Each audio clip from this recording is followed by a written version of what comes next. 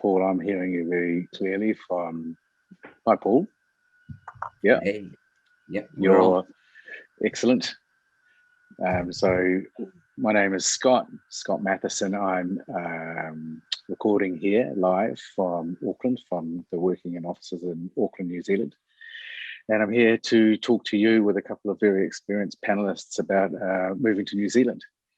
I was just saying to Paul and Nasim, who I'm about to introduce you to, that it's we're looking at a high of 25 degrees Celsius today here in Auckland. So we're in the middle of summer. Unfortunately, we were put into lockdown on Monday in Auckland, just in Auckland, not the rest of New Zealand, because of some community transmission. 3 people had COVID. But up until then, we had experienced a good 6 months without any lockdown whatsoever. So we're probably getting a little bit complacent. This has been a bit of a shock to us, to be honest. And we find out this afternoon whether we can sort of return to normalcy tomorrow morning, which we're all hoping for. Anyway, look, before I get into all the detail around moving to New Zealand and what's involved and what the opportunities are for you, I want to welcome you all from all around the world. I can see that we have people in the UK, Ireland, France, Sweden, USA, Canada, Singapore. So welcome everybody. Good morning, good evening, wherever you might be. We want to give you a very, very informed discussion today. We don't want to sort of waffle on. We just want to give you the bare facts. And I want to introduce you to my 2 panelists today. Firstly, in Auckland is Nassim Lalehzari. Nassim has been our lead immigration agent working in for 10 years now, and has helped literally thousands of people move to New Zealand or stay in New Zealand. So she's an employment and immigration expert. Nassim, can you please say a few words and introduce yourself? Hi everyone, kia ora from Auckland. As Scott's introduced, my name's Nassim. I've been with Working In for 10 years. I'm originally from Australia, having studied law there. And as Scott mentioned, we've helped thousands of individuals like yourselves move and work in New Zealand. So looking forward to talking to everyone today. Thank you, Nassim. Thank you. And I can see that behind you, you've got the I'm Australian too sign. So that's awesome. So my next panelist is Paul Goddard. Paul is up in the UK. And he is enduring the lockdown and the winter. Paul has worked with Working In for over 10 years on various projects and contracting. So Paul, can you please introduce yourself? Yeah, I'm Paul Goddard. I actually moved to New Zealand back in 2003 after actually failing to get into Australia. So New Zealand, some people would say it was a second choice, but it wasn't. It was an amazing place to live. Spent 17 years there up until very, very recently. Currently back in UK for now. We'll go back to New Zealand as soon as we can. But obviously with everything going on around the world right now, the UK is a good place for me to be for all our clients. And so that's where I am. Fantastic. Thanks, Paul. Good to have you here. Yeah, so just a little bit of housekeeping. If you'd like to write any questions, tap away. Obviously, there's a lot of people on this webinar. It's going to be difficult to answer everybody right now, but we will put together a answer sheet and distribute it later. So, and for those of you that are on Facebook, you just go through to our Facebook link, and you can contact us directly through our Facebook page. And Paul will tell you more about that later. Okay, so as much as we'd want to answer every individual question, we actually realised that for some of you, this is the first time you've thought about moving to New Zealand. Others, you've probably been thinking about it for some time, and you may even well be a long way down the road. The reason why we're having this infrastructure specific webinar is because the borders are closed and only New Zealand citizens or permanent residents are able to come through the border.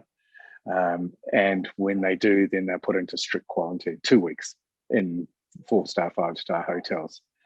So that is why New Zealand is essentially COVID-free. There is COVID in the hotels, the quarantine hotels, and there's a very, very small amount, I said 3 people in the community who have now been isolated. However, it's not just New Zealand citizens.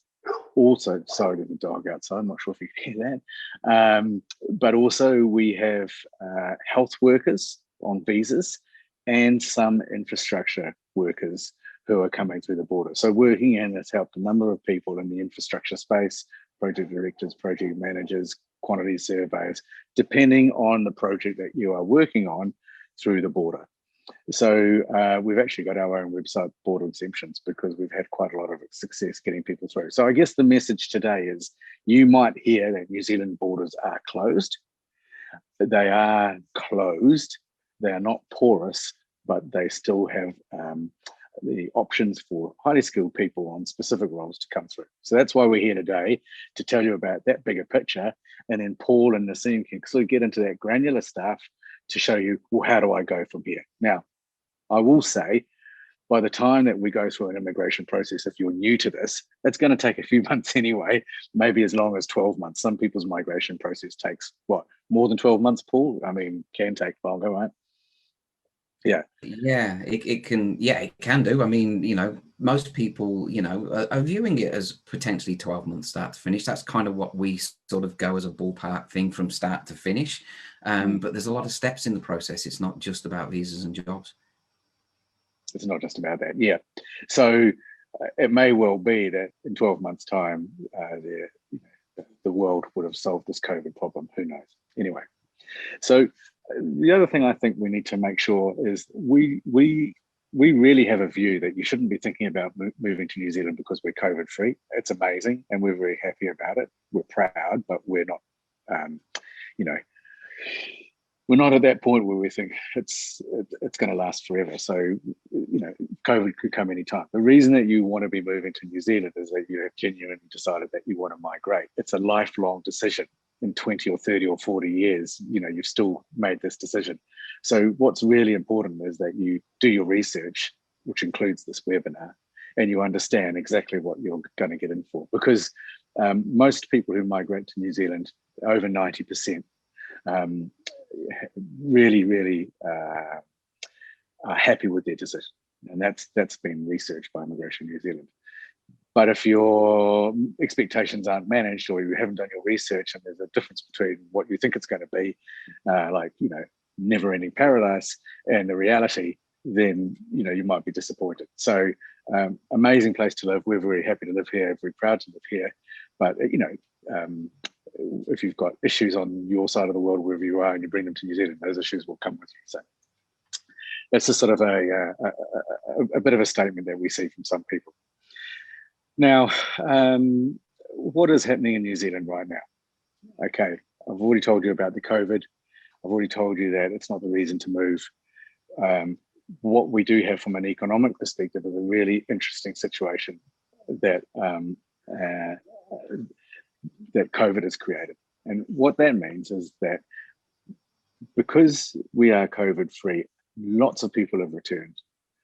People aren't wanting to leave. Our population is going up.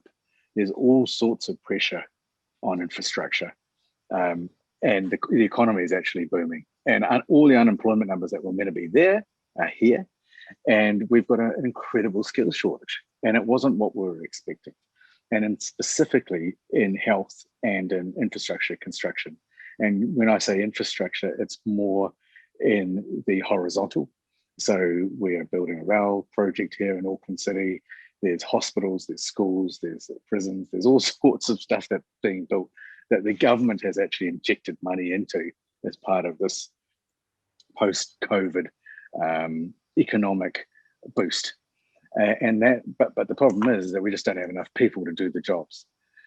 So this kind of leads to the big conundrum. And I'm going to stop talking soon and hand onto the people with the brains. But what the conundrum is that you can't get a visa to New Zealand without a job. And if you're living in Singapore or the US or the UK, how on earth do you get a job? It's quite challenging. This is something that Paul has specialized in for many years. So probably best to hand it over to you, Paul, to discuss the catch-22, as they call it.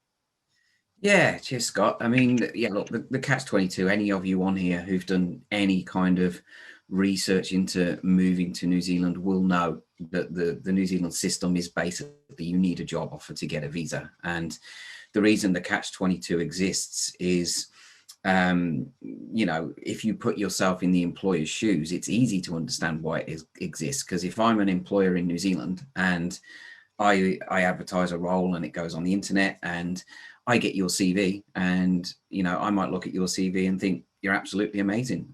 You know, and I might say to myself, hey, this person's great. If they were here right now in New Zealand and they had a visa, I'd give them a job, but they're not.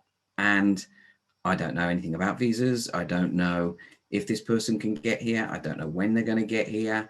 I don't know what I need to do so that they can get here. I don't know if they're going to like it when they get here. I don't know if they're going to stay when they get here.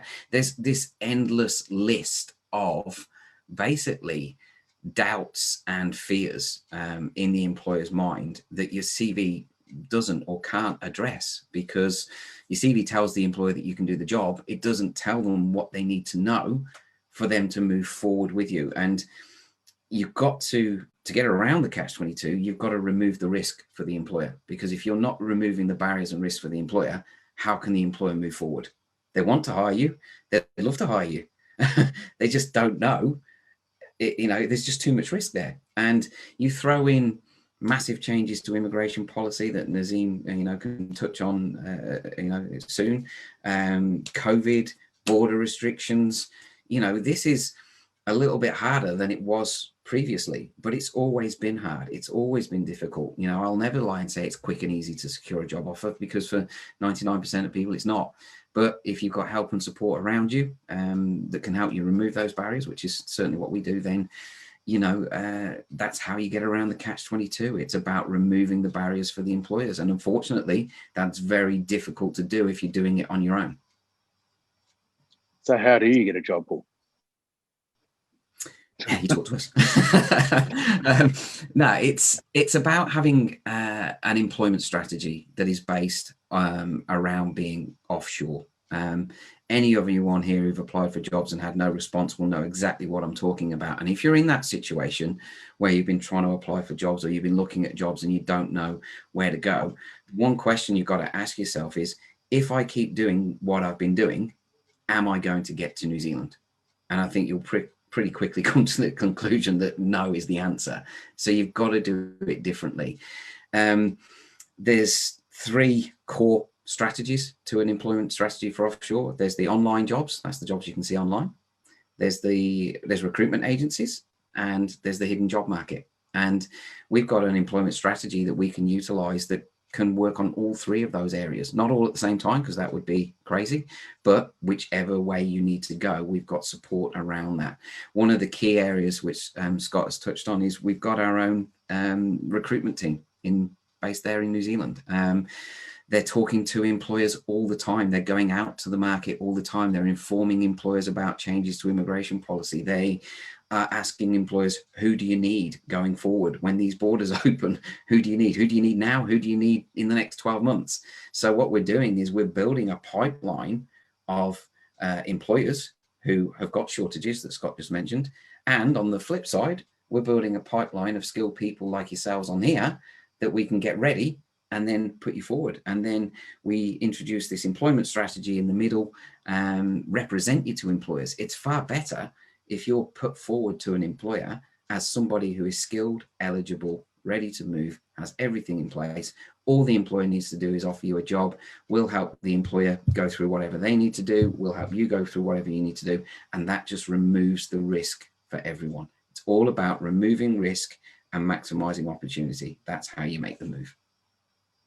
Yeah, look, Paul, thanks very much. And I agree with everything you said. And interestingly, having talked to some employers recently, even they believe that the borders are closed. So even they believe that they can't recruit from offshore.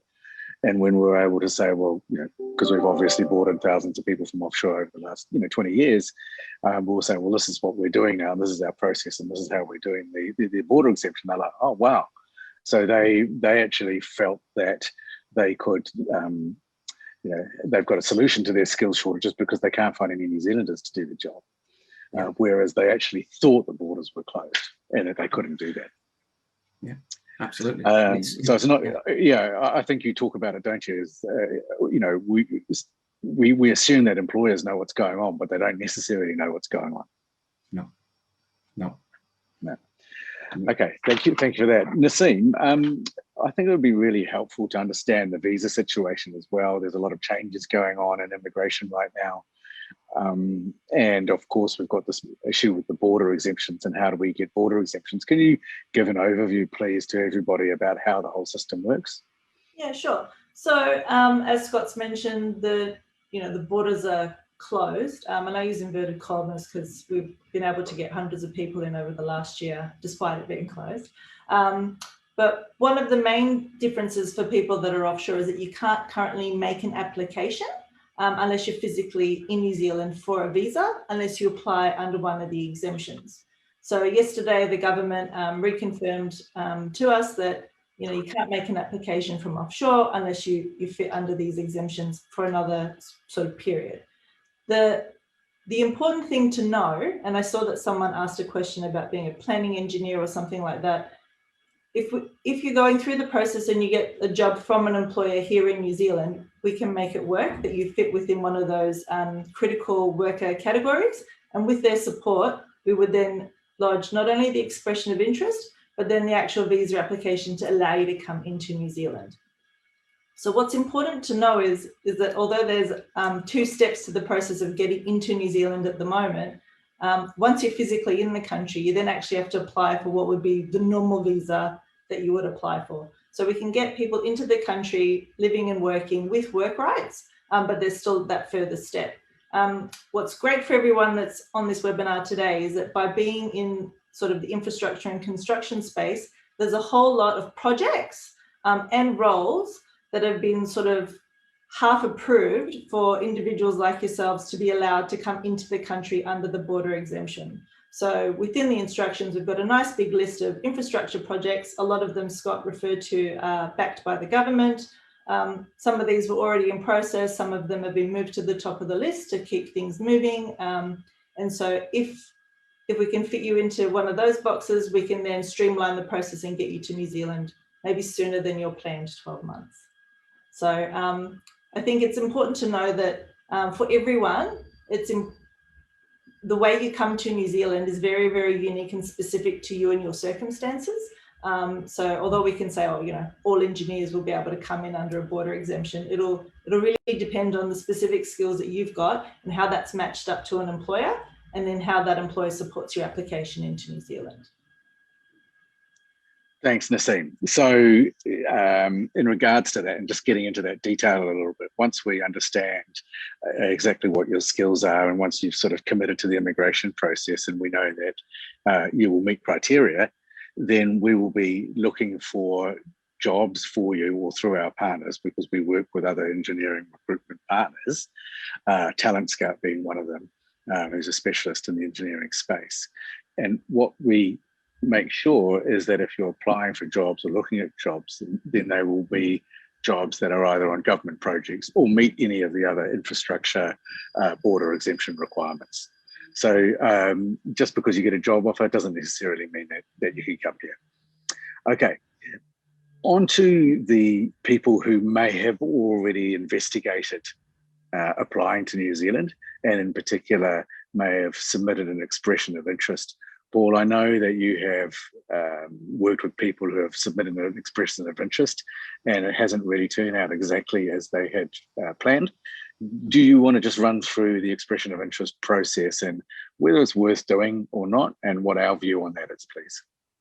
Yeah, I mean, if you've done any research, again, on the New Zealand immigration website, which is a great website, it kind of steers you towards, especially if you want residence in New Zealand, permanent residence, it steers you towards lodging an expression of interest as the first step, because that is the first step to getting residence. However, lodging an expression of interest and not having a job offer in place is just going to mean that your expression of interest is going to sit in a pool with a lot of other expressions of interest. You're going to have to pay hundreds of dollars to put it in that pool. And, it will sit there for usually up to 6 months. And if you don't get a job offer within that 6 months, then it gets kicked out. You've lost your money and you've got to start again. So Our general advice to people is don't do that. Why waste the money? Basically, focus on another way of moving forward without having to lodge the expression of interest, which is actually all about getting ready for the move, being prepared for the move, getting an employment strategy in place, then getting the job offer, and then lodging an expression of interest with a job offer attached to it. Because if it's got a job offer attached to it, then, and we're in normal non-COVID situations, then it will get selected and you'll get invited to apply for residence.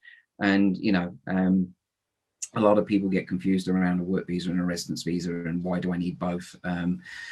Basically, the reason you need a work visa initially is you know, to get a job offer, to get you over there so that you can start work, because work visas can get processed a lot more quickly than a residence visa, and most employers aren't going to wait months and months and months for a residence visa to come through before you start work. So it's really important that you don't just jump in and do something like an expression of interest. It's pretty much a waste of time unless you've got a job offer. The focus has to be get prepared, get an employment strategy to get the move, get the job offer, get the visas done, and then make the move. So it's get ready, get a job, get a visa, get on a plane. Easy to understand, difficult to do, because every single one of those steps has its own barriers and hurdles to come around. But that's how we take people through the process, you know, because visas is step 3. If you don't do step 1 and 2, how are you going to get to step 3? It's quite logical when you think of it that way, but most people don't break it down that way, and they go round and round in circle on the internet, and they just don't move forward, basically. Yeah, okay, but the get ready part is actually getting your visa ready. So that's a little bit confusing, Paul. So step 1 is get ready, and that means let's get everything together for your visa application, correct? Yeah, getting what we call preparation, step 1. It's actually, there's 3 parts to it. The first part is getting information about New Zealand. Obviously, that's essential. You know, all your basic information, what's it like, cost of living, all that stuff. Then it's actually about being what you've just touched on there, Scott, getting document and move ready. So having all your paperwork as prepared as possible before you get the job offer, so that when you get the job offer, you're not scrambling around. And the reason that's important is if an employer has any doubt at all that you're not fully prepared and ready to move, why would they talk to you? And so the third part of preparation is proving to employers that you're fully prepared and ready to move. And that's the trick that people miss, because you can't really do that on your own. You can tell an employer you're fully prepared and ready to move. They don't even know what that means. Just means you're keen, you know. But if you're working with people like us, we can literally say, here's Joe. He's fully prepared. He's ready for the move. We've done everything with him. Everything's in place, ready to go. All you need to do is offer him a job. Yeah. Look, and I think that is the critical thing. And I'm going to reiterate it and just kind of repeat what you said, Paul, because it's so important that if you're not fully prepared, no employer will really want to look at you.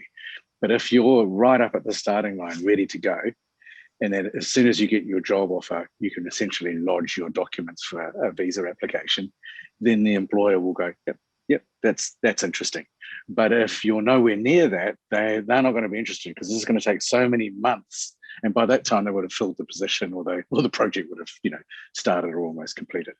So that preparation, like everything in life, the preparation is the key. It's essential. It's absolutely essential. Now, Paul, sorry, back at you again. There will be people here, however, that do not meet some of the requirements for the border exemption. That's just the reality. What should they do if they're not able to meet border exemptions now? Yeah, a lot, as you know, Scott, a lot of our clients are in that position. I mean, yes, we can move, you know, quite a few infrastructure people in, we can get health professionals in, and then, you know, pretty much everyone else falls into this other category. The clients that we're helping now are using the time really well at the moment. So they're not sitting on their hands and going, oh, there's COVID, I can't get in. They're actually moving forward. And how they're moving forward is by focusing on getting ready for the move and focusing on an employment strategy that's going to help them get ready for when the doors do open, and then it will be game on. And what's happening at the moment, there's, you know, if you visualize the borders as being sort of closed or semi-closed, there's a queue of people building on this side wanting to get into New Zealand, and there's a queue of employers on the other side wanting the door to open fully to talk to those people.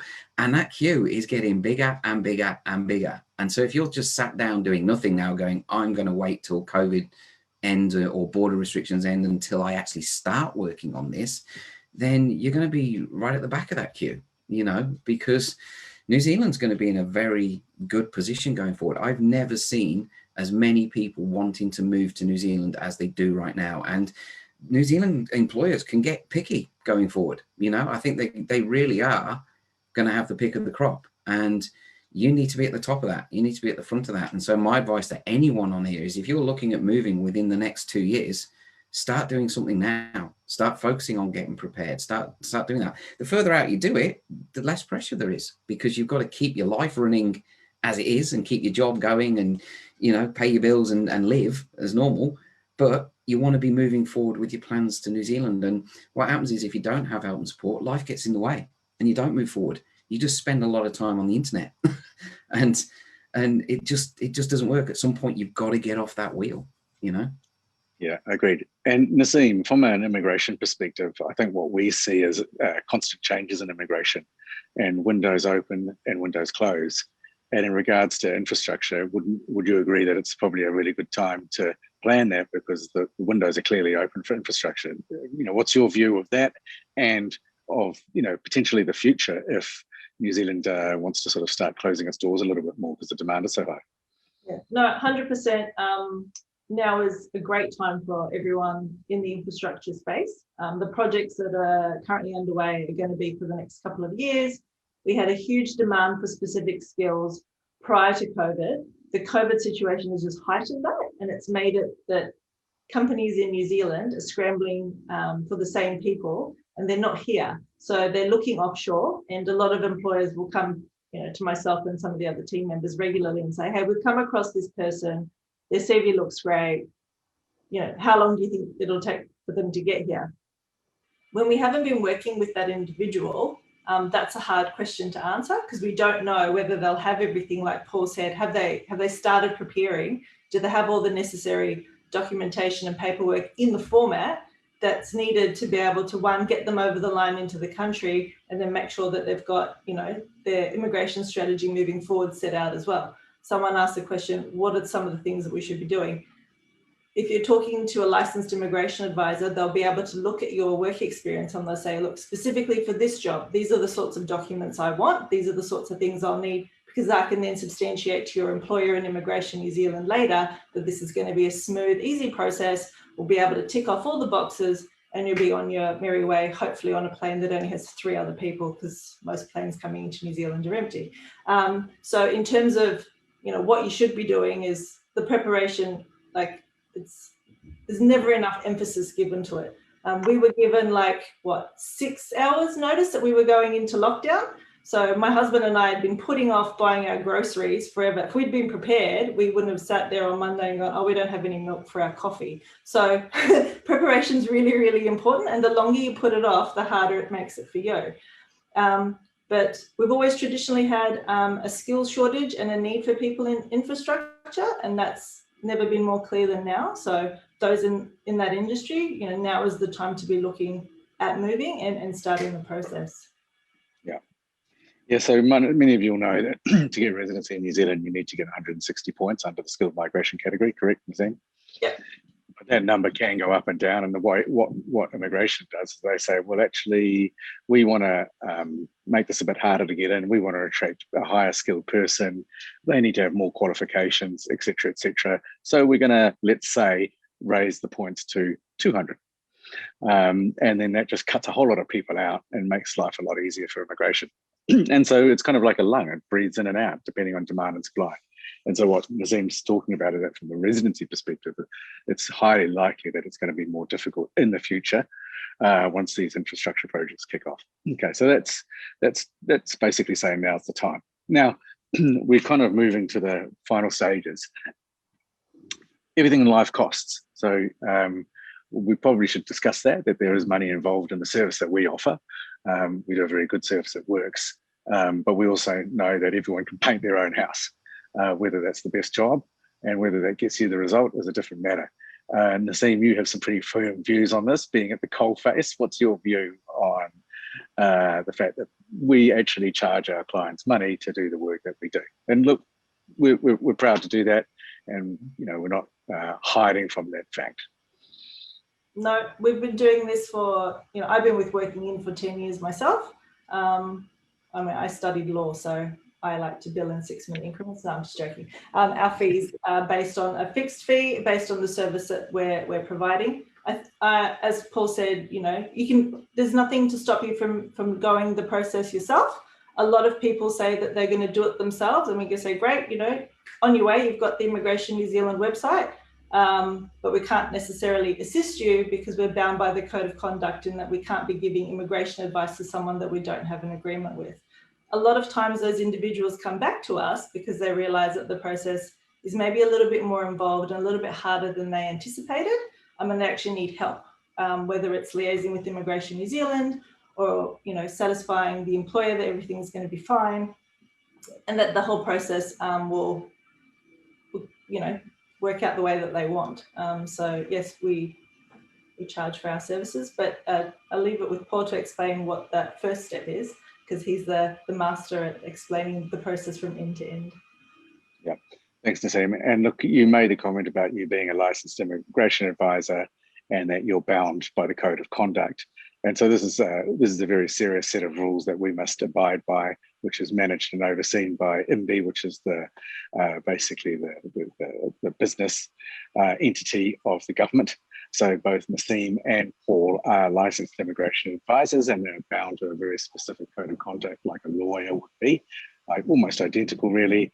Which means that if we are going to engage with you, that there's a contract that's signed, there's full visibility, you understand exactly what's going on, and also there's a complaints process, so that if something does go wrong, then you've got an avenue to make a complaint, which kind of tends to make us squeaky clean, and that's why we've been around for quite a while. Paul, I would like to sort of give you last comments. Can you also discuss the fact that we charge, and then what are the next steps for people? Yeah, absolutely. I mean, the important thing here is, we've touched on a lot of things in this short webinar, and probably thrown up a lot of questions for people. There's probably a lot of people sitting here now. Well, there is, because they're typing their questions in. I can see them. And it's all about you and your move. Everyone's different, but we understand how it works. So the next step in all of this is to basically get the information you need on how this works. So some of the things that we've touched on, go through them in greater detail. Now, the fact that you've spent the last 30 minutes on this webinar shows that you're keen and serious. And we wouldn't have invited you to this webinar if we didn't think you had the skills and experience where we can help you.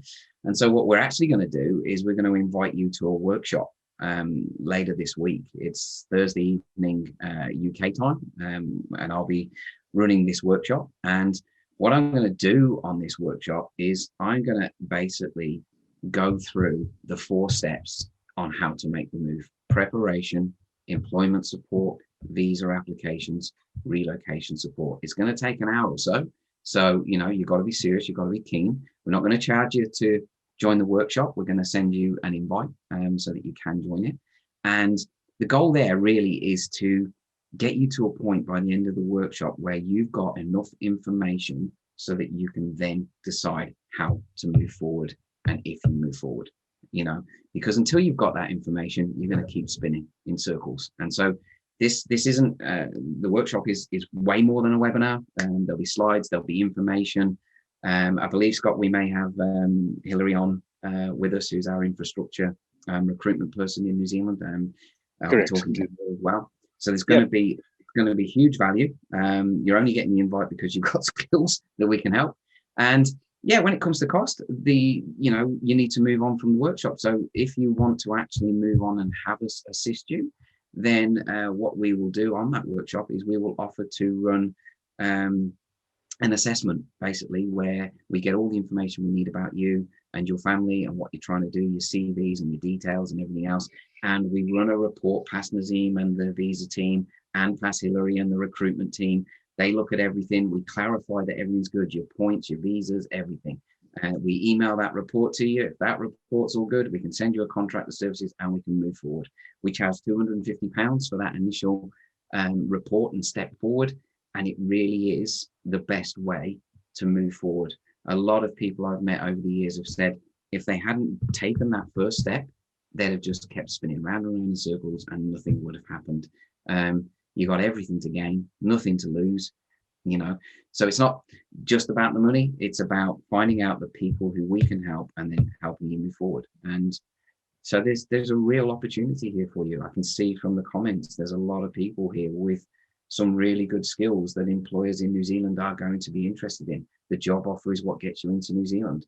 We're happy to help you do it. And so, yeah, there will be an invite going out to you. Any of you on here who aren't sort of didn't get an email or whatever to join this, or on our Facebook group, anyone who's watching this on Facebook, do go to the Working In website and register your details on there so that we've got your information, because we can then send you an invite via that. Because if we haven't got your details in our Working In website, we can't email you. So if you're on the Facebook group or page watching this, make sure you register on the Working In website and put your details in there. Yeah, thanks, Paul, and we'll send all that out. I'm very aware of the time; it's 9:30, so we kind of have to wrap up. Paul, that's fantastic. Look, and I just want to make the point that that eligibility assessment that we do at that front end, you know, that's a really important part of the process, because it basically says, yep, we believe that you'll be able to get a visa and move to New Zealand, and then we will only lodge a visa if we know that there's going to be a positive outcome. There's no randomness in us lodging visas. We lodge visas that are outcome ready to go, and there's no guessing. I can't even remember any case where we've had a visa declined in the 10 years that we've been doing that, unless people have submitted information that's not truthful and have basically lied to us. So Nasim, can you just wrap up very quickly, and then we'll have to let everybody get on with their evenings. Sure. I'll just say that I saw the question about, you know, I'm in a particular industry and I can't find jobs on the skills shortage list. That's part of what immigration advisors do. We find what you're called under immigration policy, and we are able to match you up with those jobs and then identify the immigration pathway. A lot of people sometimes get caught up and confused as to what they think they should be called in New Zealand. That doesn't necessarily mean that the jobs aren't out there. You might just be looking at the wrong thing. So I guess with everything, go through the process, get as much information as you can, and once you think you're actually committed and you want to make the move, take that first step. Yeah, thank you. And you don't necessarily need to be on the skills shortage list to get a job offer. Anyway.